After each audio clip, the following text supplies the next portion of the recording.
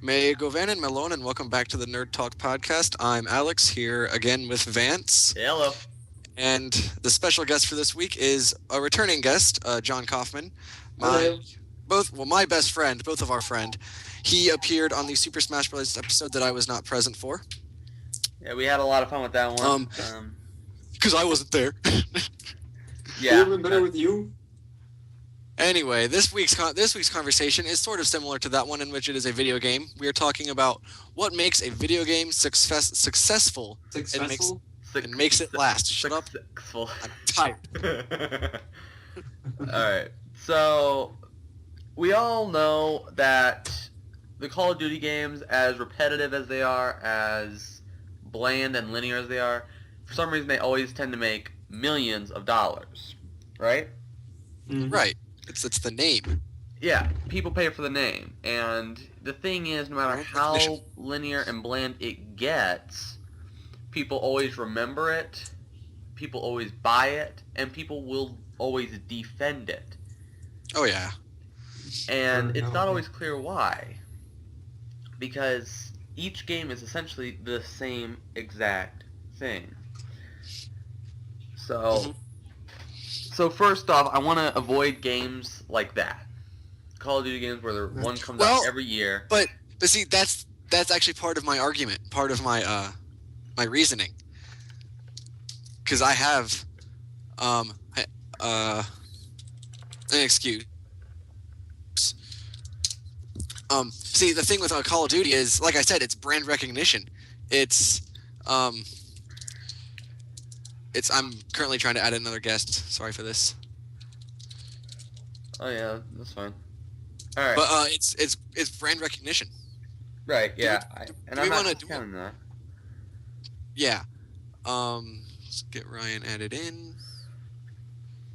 And yeah, I'm not discounting you. Brand recognition really does help with everything, and that's kind of why I think Super Smash Brothers sells really well. There's only been 4 games now. Hang on, Vince, let me cut you off just real fast. Ryan, are you there? Yeah. All right, so this is Ryan. He's another good friend of mine. He's also a pretty big gamer, and I figured, with the three of you, you'd have more of expertise in this field than I do. So, Ryan, right now we're talking about why video games are successful, and we just brought up Call of Duty. My argument was that it's brand recognition, and the reason games come out like every year is because people just want to buy a new Call of Duty game. I'm sorry, go ahead. Well, if you're talking about specifically about Call of Duty, there was a lot of quality in the series up until I'd probably say about World of War, Modern Warfare 2-ish, and then I'd say it kind of just went off the edge. I'm sorry, I think the last really good one was probably Black Ops. Yeah. The only thing that really kept me hanging on to the franchise was the Nazi zombies. Yeah. I wasn't a big fan of the multiplayer after a while. I played Black Ops multiplayer, got to level 50 once, and I never really played any other Call of Duty multiplayer because I just don't see the point in it. Yeah, I've only ever played Call of Duty at a friend's house. I don't own very many video games. I've never played the game in my life, so I can't put that argument out. I kind of agree with the both of you. Nazi zombies for me is really what makes the game. Yeah. I've played campaign mode a couple times, and I'm terrible at it. But I like the Nazi zombies, and I like the way that it's the same every game, but yet they change it. Like I think. Oh yeah. I think it was Black Ops. Like you're in like a space station or something. You're on the moon. They're very Moon innovative. sucks. Oh god. I'm not discounting the fact that they are innovative with how they work. Like in Black Ops, in Moon, zero gravity. It's just a really cool, and in each zombie's map, there's Easter eggs that can be found. Yeah. And it's really cool to try and play with your friends to try and get those Easter eggs. As difficult as they are. Mm-hmm. And like in Black Ops 2, they tried and kind of failed, in my opinion, to create a story mode for the zombies. In Black Ops, I'd say it was there, but in Black Ops 2, not so much, because you had like the interaction of like the 4 main characters, and that was like all funny because like they were from the different countries, whatever. Right. But after a while, it just got like so convoluted. Like you're like, I don't even understand what's going on. And then you have to read all this stuff on wikis about the story, and you're like, how did people even figure this crap out? Yeah, somebody tried to send me the whole backstory to a Call of Duty game. I don't play Call of Duty. Why do I care about the backstory? Oh no, And that's the thing. Call of Duty is not a very any Call of Duty game is not a very story-oriented game. No. You play that game for the multiplayer, for the Nazi zombies, and for the online multiplayer, and that's it. I wouldn't buy one of those games for the story. I don't even play it. Do they even have a story? Yeah, they have. They have a campaign mode. They have a campaign mode. Yeah. Are they really? Yeah. Okay. And currently, I believe we managed to offend 4 or 5 countries. Russia, Germany. No, we've managed to anger an entire continent. See, the only games that I would buy for story reasons are probably the Halo games. Oh yeah, Halo. Halo's good. Now, that game, the Halo series is the one that people defend loyally, but it's actually got a story progressing throughout the entire series. And that's what makes it beautiful. Mm-hmm. It's got an expanded universe to it. It's got a ton of novels that go along with it. And Halo, I don't play like Halo. I don't have it, but it is one of my favorite video games. Just because of the story and the way that it's set up and everything. And that is a good game. And plus, I think the developers did a great job because they had the Forge mode where you can create your own custom modes and maps, and the level of input from the community is really a wonder compared to a lot of other games. Mm-hmm. I don't know. I'd say probably for user created content, I'd say first, like when it was first put in Halo 3, I'd say that was like the peak of it, because that was actually my first Xbox game, and like it's just amazing like how much people put out there. Like you'd get into like just the game and people would be talking about maps and they'd share stuff and all that, because there wasn't like an open like drop down menu where you're like search this map, you download it. It's like the only way you could get it is if you looked at another player's profile and downloaded something that they had uploaded themselves. Yeah, so it requires a lot of input and cooperation between the community, and that's what really makes the Halo universe, in my opinion, better than other universes that may exist in video games. Yeah. But one of the most successful video games, in my opinion, doesn't even have that much of a story to it. Super Mario Brothers. Mm-hmm. Oh yeah. Like, I love that game with a fiery passion. That game has like absolutely no plot to it. Bowser kidnaps. That's it. Rescued. That's it. And it's still, I can play that game a million times and never get bored with it. I can get frustrated with it, but I'll never get bored with it. And here's why I think Super Mario Brothers is probably one of the greatest games of all time. First off, it saved the video game industry during the video game crash about 30 years ago. It's so simple, and that's why, and I was just about to lead into another topic, but never mind. It's just such a simple game. Anybody can pick it up and play it. Mm-hmm. And that's what I think gives it a lasting feeling, and really it embeds itself into people's minds because it's just so simple. And that's why I think a lot of older games, when the older people are talking about how games used to be better back in their day, it's not because they're necessarily better, it's just because they were so much more simpler and easier to remember. Well, also a lot of things about people saying older games are better is because back in the day, like to sell a product, your game had to be good. Like there were no online review sites being paid like money to like put out a good review or anything like that. The only way you know a game was good before you bought it is if your friend told you it was good. Or you played it as friends. Yeah, exactly. And that leads us kind of into another game, one that John will probably love, Pokemon. Oh, I had something to bring up about that too. Okay, here we go. All right, now I've just been keeping my mouth shut this entire time. So I'm gonna have John. I'm about to lose John as a friend from what I'm about to say. So I'm gonna let John go first. I just want to like this. It really all just goes back to name recognition. I mean, Nintendo, one of its biggest franchises is Pokemon, and the reason they keep selling more and more games, no matter how similar they are, is, well, it's freaking Pokemon. Mm-hmm. Exactly. It's plain and simple. I mean, you can't really not like it as a series. But when we go back to the basics, what makes Pokemon really good? Because the mechanics in each Pokemon game remain fundamentally the same. We just get new Pokemon. Okay. No, here's my problem with Pokemon. Yes, I have a problem with Pokemon used as an example, because look at every Pokemon game individually. You will find that the plots to each game are always the same. It's basically the same. Mm-hmm. Now you're getting the same plot. You're getting new Pokemon, but they're always similar to the previous generation of Pokemon. So basically, all they're doing is revamping the series, and I honestly think that Nintendo and Game Freak are beating a dead horse with the Pokemon franchise. I can't disagree with you more, because I played every Pokemon and I skipped Black 1. I skipped Black and White and Black 2 and and White 2, and I came back with X and Y, and I have no idea what the hell happened like during White and Black, because like there's just so many Pokemon. I'm all like, I don't understand what the hell's going on with that. My problem with the Pokemon, and don't get me wrong, I love Pokemon. I still play it, and I'm still trying to get a copy of Black 2 and X or Y, and or White 2. But I lost my train of thought. God damn it.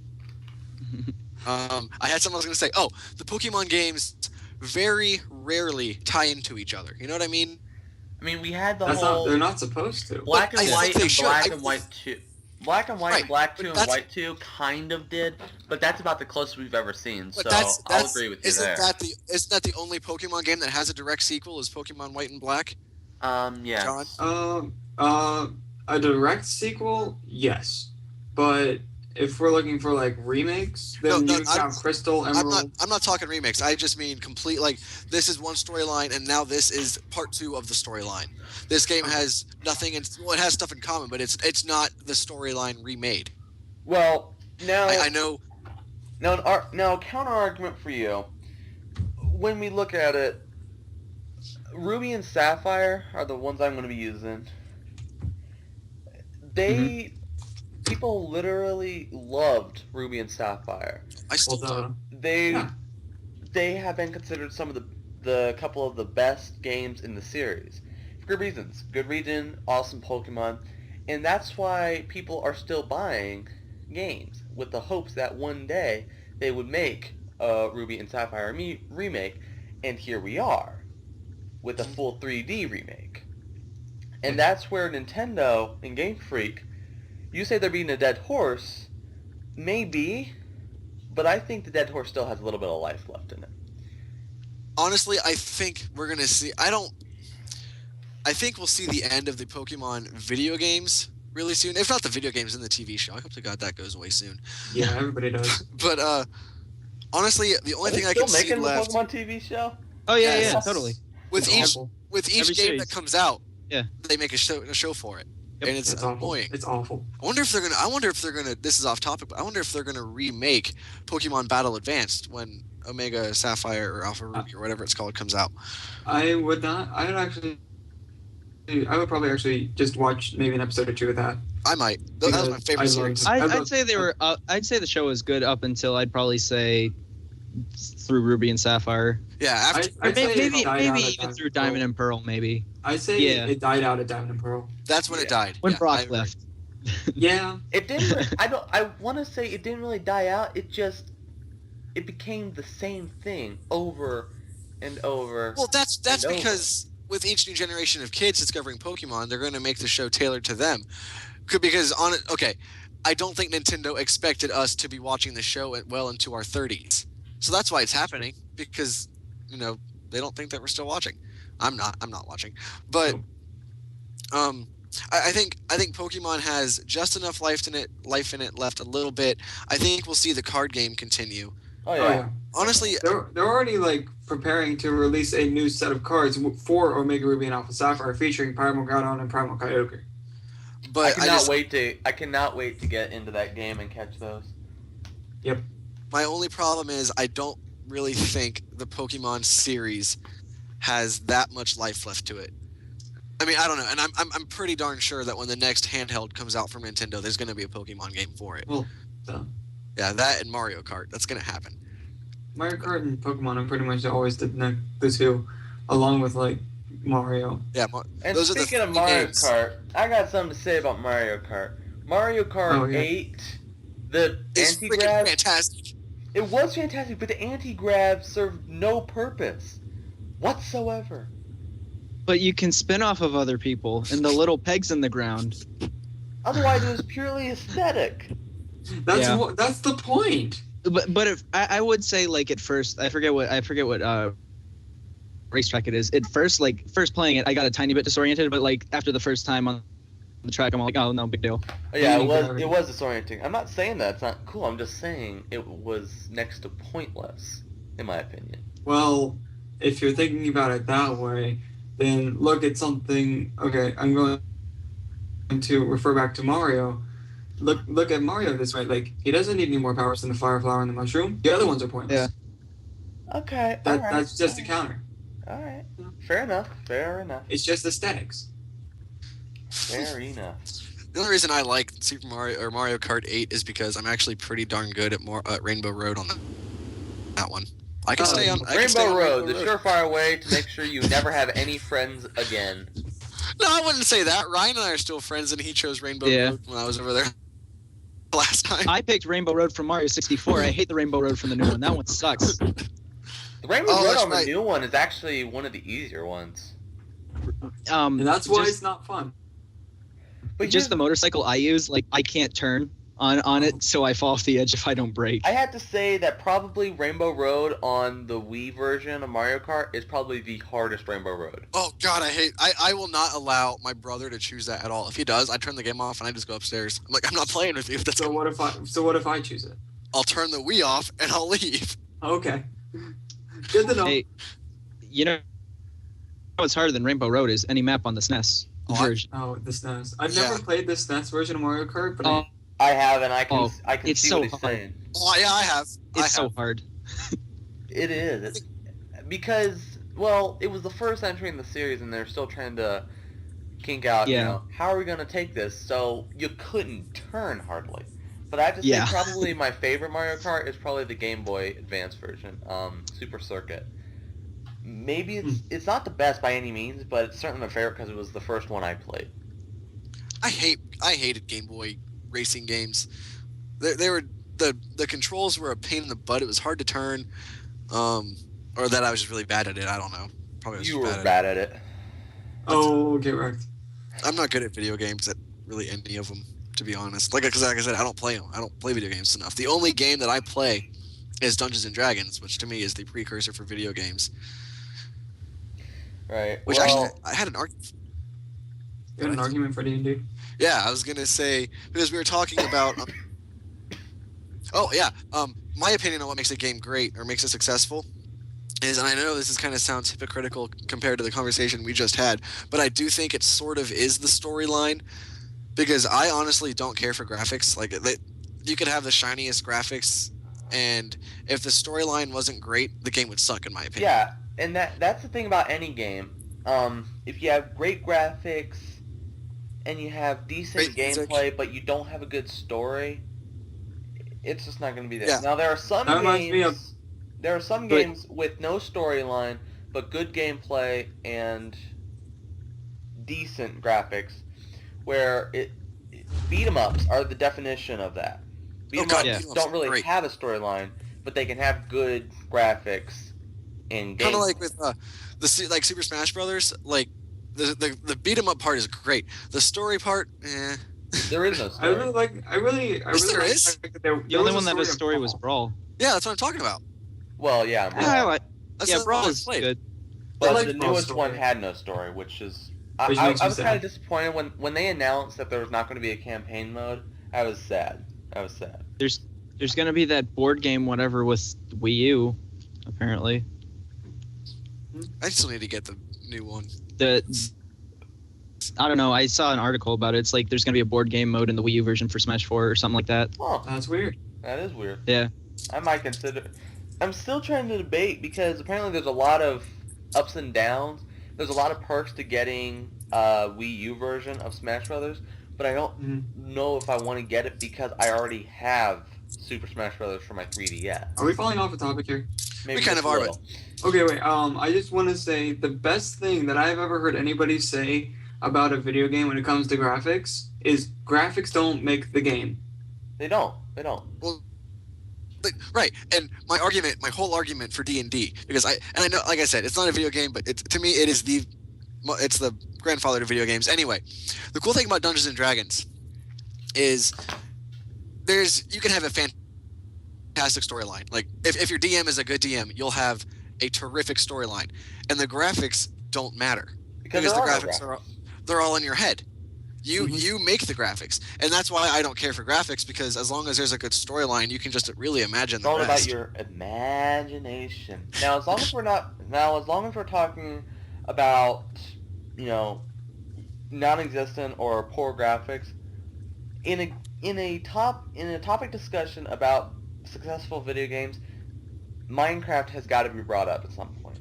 Oh, that's a good point. that is a very Minecraft good has point. no story, has incredibly terrible graphics, but it has sold well over, I think, 50 million copies combined on all platforms.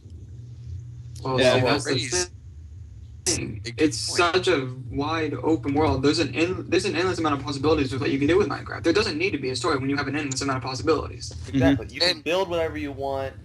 You can explore, survive.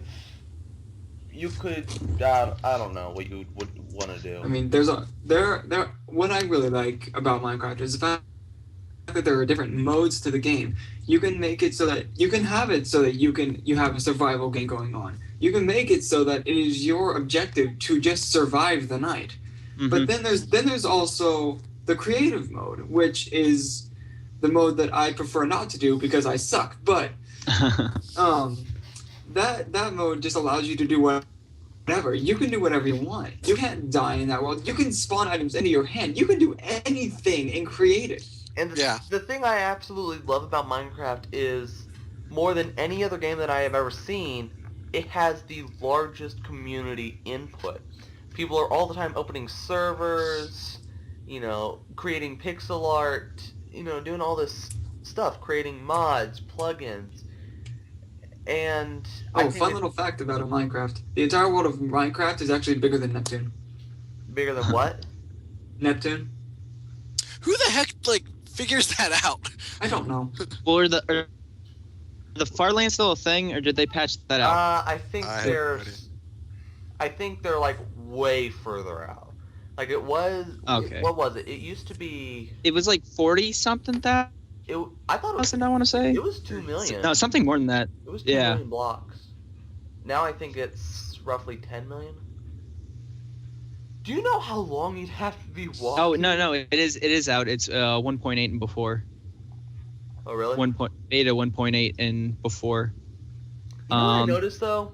Every time I 12 million. Every time I look at their update log, I always see, if you go down to the very bottom at each major update, it will have a little note saying removed Herobrine. Oh yeah. They remove Herobrine in every update.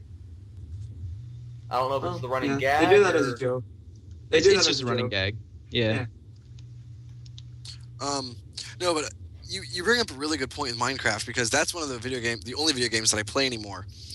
And as long as you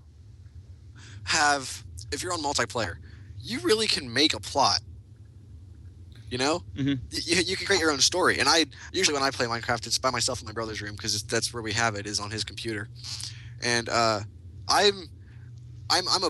like to write books. You all know this. I write fantasy, and I'm currently in the process of building the book that I'm writing. I'm doing it on survival mode, but I'm just kind of, it's how I map things out.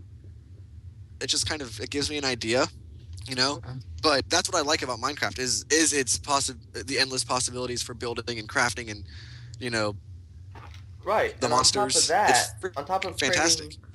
creating a story, machinimas, the possibilities for people to make YouTube videos that entertain the masses is endless. So it's not just about having fun with your friends. You could also entertain people, which is another thing that I really love about Minecraft.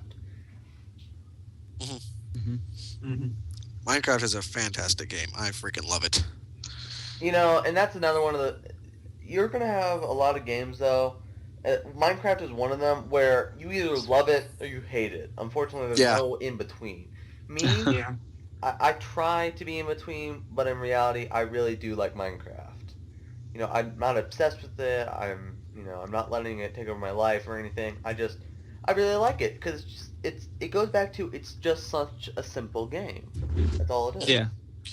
Oh yeah. For me, I started playing around beta 1.2 a long time ago before like anyone knew what Minecraft was, I'd say. But Hipster. I played it for a while, and I don't know. I just kind of fell out of it, and I'm not really a big fan of it anymore. It doesn't really keep my attention, but I can really still see like where everything coming in, like the mods and everything that really keep people's attention. Well, here's the thing that worried me.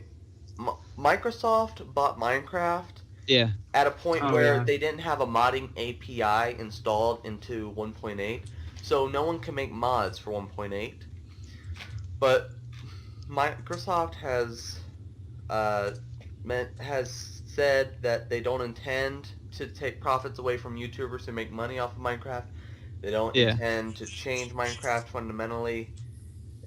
They intend to keep making Minecraft a beautiful game that what it is. And That's good. I respect that. I'm just worried because Microsoft has ruined a lot of IPs. Yep.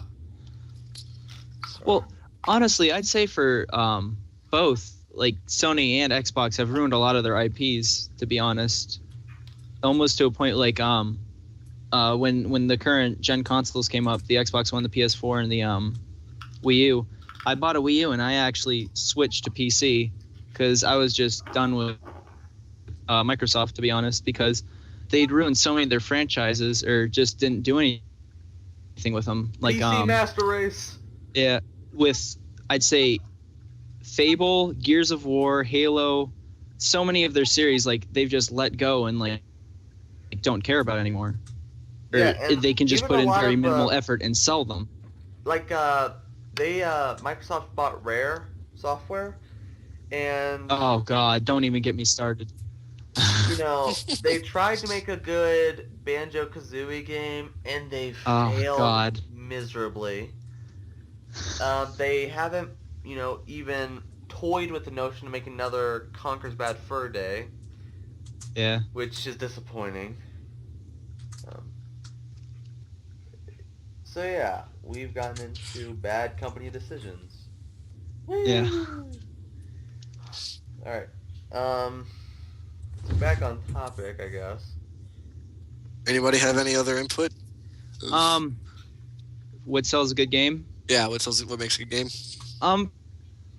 For me, I just say whatever draws in the most people, not necessarily like spending money on anything or anything like that, like getting people to buy it just because like it's a big mass game and everyone wants it. I mean, like actually getting people to like your game and make a good game so people actually play it. So for me, and I've seen a lot of times where people make really incredible games, but nobody buys it, and the reason why is because they didn't market.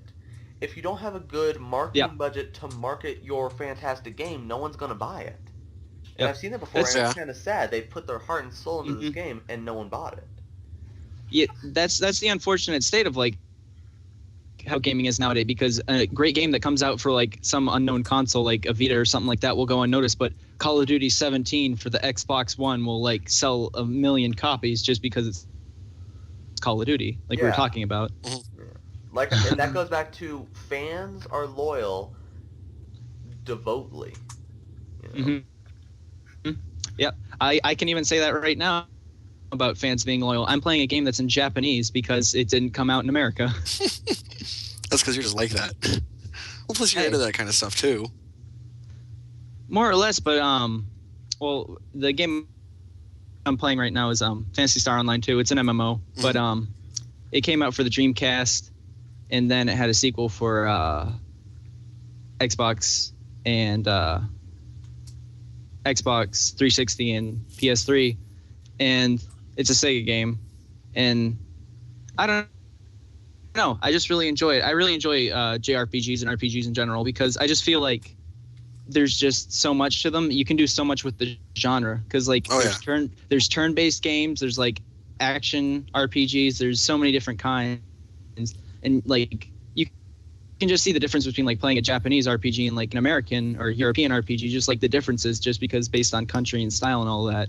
Yeah, And it all has to do with culture when talking about the RPGs. You know, their culture really plays an important part into that, and the Japanese culture is actually really interesting if you've ever looked into it, and that's why I think they can make really good JRPGs because they got a lot of, they have a lot of, I don't know what to say, they have a lot of like monsters and omens in their own culture that makes interesting games. Just like the generic like JRPG element of the slime is the basic enemy, end of story. Yeah. But yeah, John, do you have any other input? What you think makes a good game? That was my game. Okay. My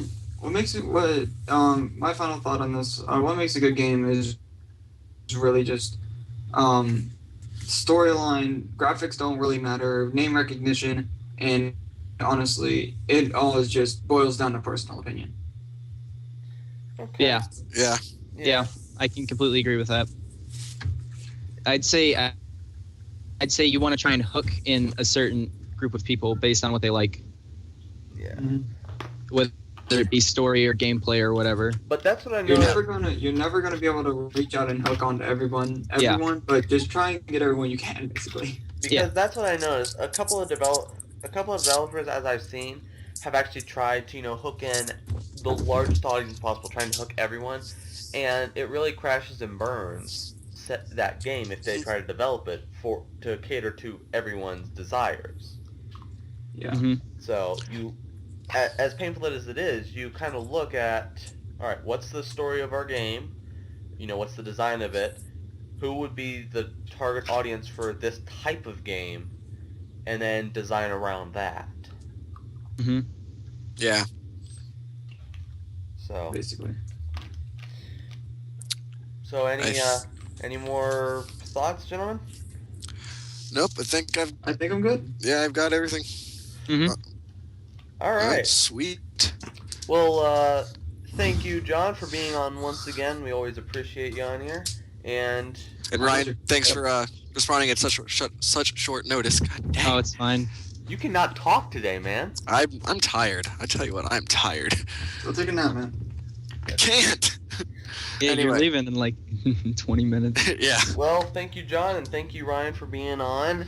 And if you people out there enjoyed this podcast, leave a rating, consider subscribing, and ask us more questions in the comments below. And until next time, my friends, stay entertained. They see me mowing my front lawn. I know they're all thinking I'm so wide and nerdy. Think I'm just too wide and nerdy. Think I'm just too wide and nerdy.